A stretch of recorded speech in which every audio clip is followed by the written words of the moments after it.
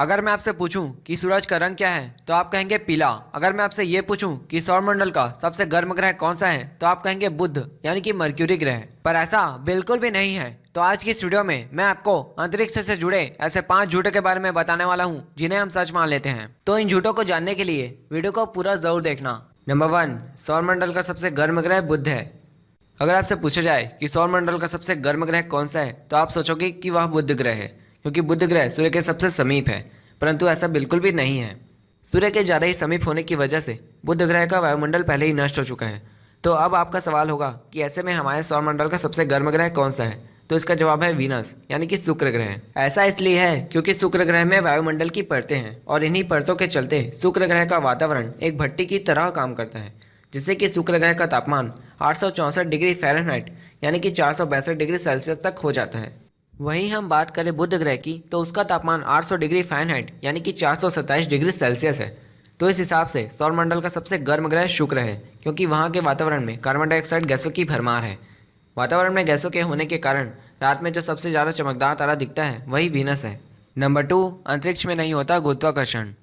हम और आप सभी जीव जंतु इस पृथ्वी पर हैं क्योंकि पृथ्वी में गुरुत्वाकर्षण है, और अगर ना हो तो हम सब आसमान में तैरने लगेंगे। ये बात तो सभी को पता है, लेकिन लोगों को ऐसा लगता है कि अंतरिक्ष में गुरुत्वाकर्षण नहीं होता इसलिए चीज़ें आकाश में तैरती है, परंतु ये बात बिल्कुल झूठ है।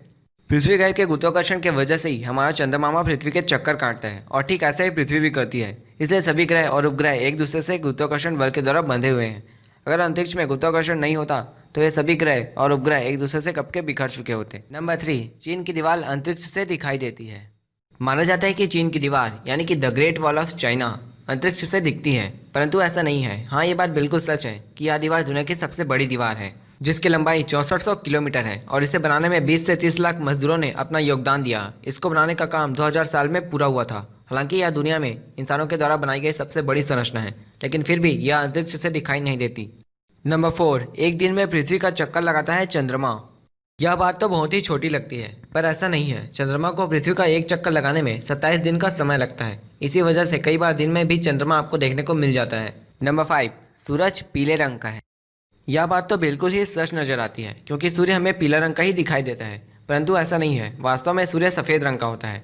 अगर हम अंतरिक्ष से सूर्य को देखेंगे तो वह हमें सफ़ेद दिखाई देगा। दरअसल हमारा सूर्य एक तारा है जिसके बाहरी सतह का तापमान 5000 से 5500 डिग्री सेल्सियस तक होता है, जिसकी वजह से यह सफ़ेद रंग का दिखता है। अगर किसी तारे का तापमान 5000 डिग्री सेल्सियस से कम हो तो वह नारंगी रंग का दिखाई देता है, और यदि किसी तारे का तापमान 6500 डिग्री सेल्सियस से ज़्यादा हो तो वे नीले रंग के दिखाई देते हैं। जैसा कि मैंने आपको कहा कि सूर्य सफ़ेद है, यानी कि उसमें नीला, आसमानी, बैंगनी, हरा, नारंगी और लाल रंग मिश्रित है। आपको ये बात पता होनी चाहिए कि कम तरंगदैर्घ्य की किरणें वातावरण में ज़्यादा फैलती है, जैसे कि बैंगनी, नीला, आसमानी और हरा। वहीं ज़्यादा तरंगदैर्घ्य की किरणें वातावरण में कम फैलती हैं, जैसे कि लाल, नारंगी और पीला।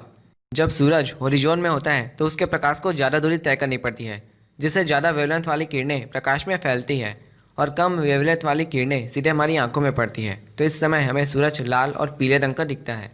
लेकिन दोपहर में सूर्य अपना असली रंग दिखाता है, यानी कि उस समय वह सफ़ेद रंग का दिखता है, क्योंकि जैसे जैसे सूर्य ऊपर चढ़ता है वायुमंडल की लेयर कम होती जाती है, जिससे कि प्रकाश की किरणें ज़्यादा फिल्टर नहीं हो पाती। अतः सूर्य उस समय सफ़ेद रंग का दिखाई देता है। सो दोस्तों, अगर आपको वीडियो पसंद आई हो तो लाइक ज़रूर करना। मिलता हूँ आपसे नेक्स्ट वीडियो में नेक्स्ट टॉपिक के साथ। तब तक के लिए एंजॉय।